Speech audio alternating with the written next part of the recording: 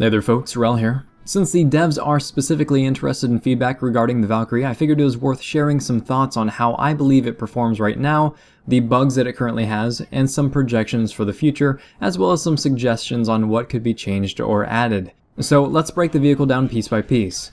From a design perspective, the model is fat. It has a large profile, which means that it's very easy to hit. This really isn't an issue in itself, but it helps emphasize the vehicle's overall frailty. The only design problem I actually feel is a problem is its landing gear. And the landing gear basically comes down whenever it wants, which doesn't really do any favors for the pilot when they're trying to land and repair or pick people up, and it creates a constant source of collision damage as well. I know that this is a coding issue, but it would be really nice to get a keybind toggle, at least until it's resolved. Landing gear has been a problem for years, but the Valkyrie is the one vehicle that suffers most from it. Also on that topic, maybe because of its higher center of gravity, but when the landing gear does come down and you're trying to land for repairs, usually the vehicle will tip over on its side, or it'll buck like a mechanical bull. Lastly, with the way that the vehicle normally flies, you'd be hard-pressed to expose your rumble seat passengers to viable combat situations outside of when you're just hovering, which is to say, rare and a really bad idea. Given the nature of the vehicle, a low and extremely evasive flyer, you're usually exposing one side of the vehicle to a target, and only for seconds at a time, if that. A way to help correct this would be to open up the rumble seat viewing angle a little bit more, especially when it comes to looking down. If the animations are getting too wonky, then at least maybe angle the seats down a little bit, and then that might make things worthwhile. Speaking of performance though, even with its crazy butterfly nature, I really enjoy piloting the Valkyrie and I feel like I'm pretty good at it, to be honest, but there is definitely one major grievance which I feel absolutely needs to be addressed as far as the handling is concerned, and that is a lack of proper air brake. Piloting the Valkyrie effectively at the moment is basically done with a series of death spirals, and it's like being locked into the reverse maneuver 100% of the time, and because of that, you can literally fly circles around any vehicle in the game. That in itself it's kind of entertaining. It even feels rewarding to outmaneuver your enemies while getting loads of repairs from rumble seat engineers, but it doesn't do any favors to your non-combat applications, and it also doesn't help to make the skill floor any more accessible to newer players.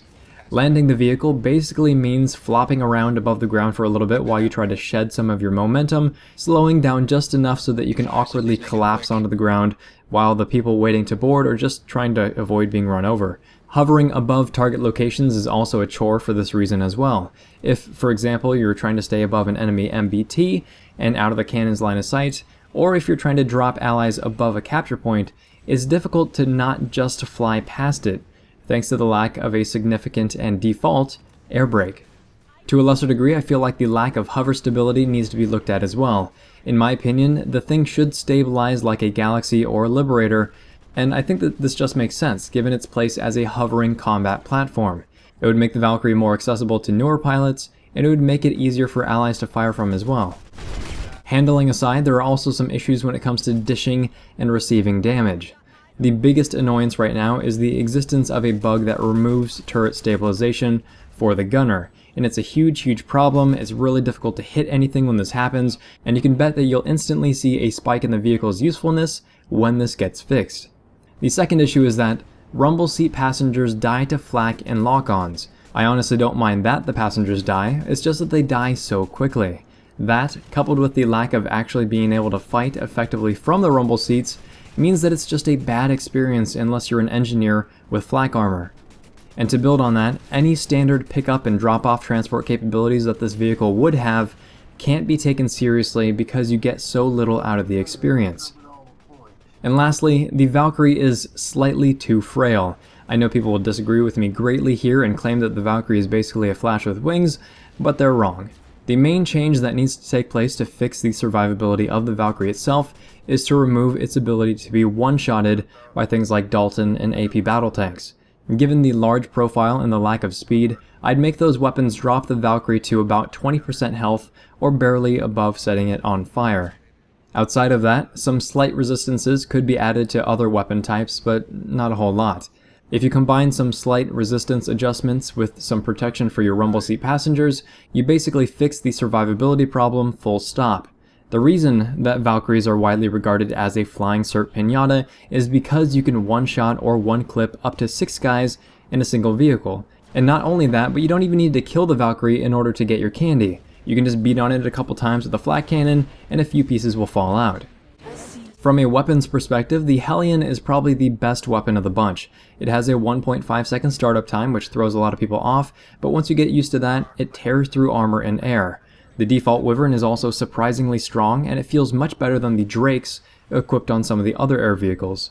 The guided rockets are probably the best weapons to solo with, not that you really should be soloing with the Valk anyway, but the rocket continues to guide to the last position of your crosshair, which makes it good for fire and forget seat swapping. The most annoying bit about the weapon right now though is that you have no idea where your rockets are if the Valkyrie is moving while you fire. The anti-infantry weapon doesn't pack a lot of punch, especially for being an anti-infantry weapon, and the area of effect is just so small and the cone of fire isn't the most accurate thing in the world that you're almost better off using the wire-guided rockets. I think that a slight rate of fire increase would probably put the weapon about where it needs to be. I haven't spent enough time with the Pelter to talk about it too much in its intended role, but the projectile velocity feels unnecessarily slow, making it extremely difficult to defend against enemy aircraft. I'm not really sure why they did that, as landing unguided rockets in the first place, especially against air targets, would be completely skill-based anyway. That being said, the role of the Valkyrie has potential, but it's a bit blurry. With 6 seats, it's a half galaxy, which is perfect. It's inexpensive at only 250 nanites, which means that you can pull them every 5 minutes or less with no repercussions. And it can effectively serve 2 different roles. One is just being an airborne support craft, and the other is for mobile hot drops. These are the same 2 roles, among others, that the Galaxy can serve, and while it is more expensive, the Galaxy performs these roles better in most respects, if in a different way. Right now, barring your weapon and frame choice, I think that the most effective way to run a Valkyrie is with squad spawn in your utility slot and max stealth in your defensive slot. You could make the argument for nanite auto repair due to how easy it is for rumble seat engineers to die, but stealth is hugely beneficial to not becoming a target in the first place. So as a support craft, you can hang around and pepper enemies with your main gun and act as a mobile spawn point for your allies. But if you overextend, then you easily end up getting outclassed by most vehicles in the game. So basically you have to stay near the majority of your forces in order to keep enemy air off you, which is kind of where the word support becomes necessary.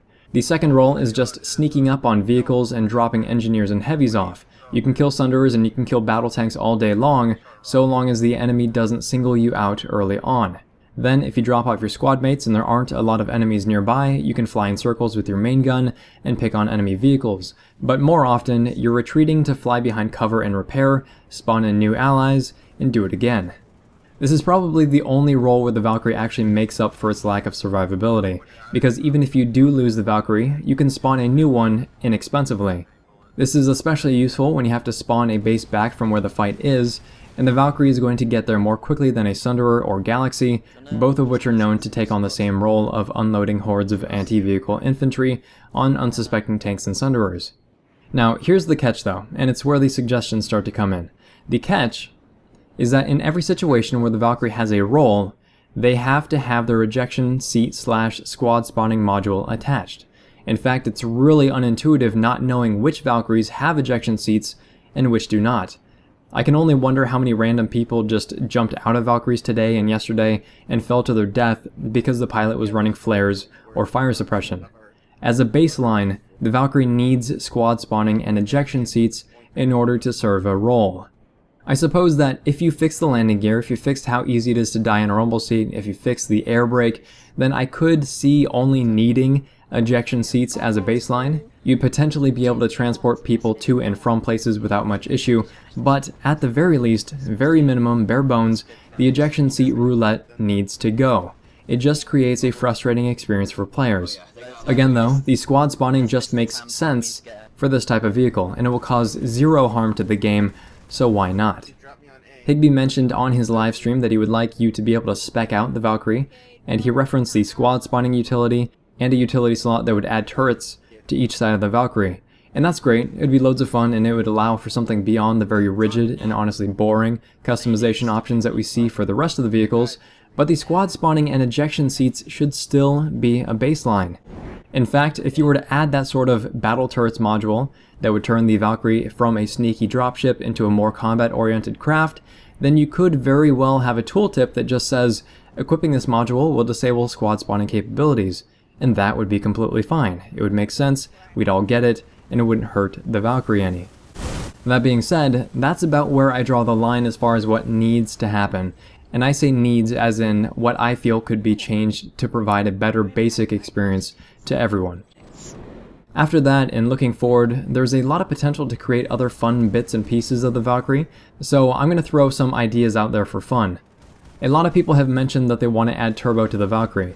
I don't personally think this is necessary. For me, it seems to clash with the mentality of the Valkyrie as a low and slow sort of vehicle, but I've also heard people mentioning a cloak ability for the Valkyrie, and I think that that would make more sense given the style, and it would be a lot of fun too. I have this thing for reactive abilities, so I'd like to see something like a damage absorbing bubble shield. This way you could basically deploy the shield midair and intercept lock-ons and flak for allied ESF and liberators, and maybe it could only absorb explosive damage, so that you're still the target for ESF and shredder libs. Or maybe you could roll a defensive spawn room shield into the composite armor slot, so that your rumble seats can shoot out of it, but they can't be shot back. That seems like a fair trade for stealth.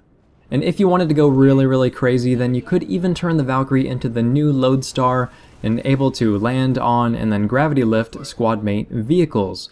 And I say squadmate vehicles because I'm sure you could imagine how much trolling could be done otherwise. All in all, the new Valkyrie is not a terrible vehicle, contradictory to popular belief, but it does certainly need some tweaks.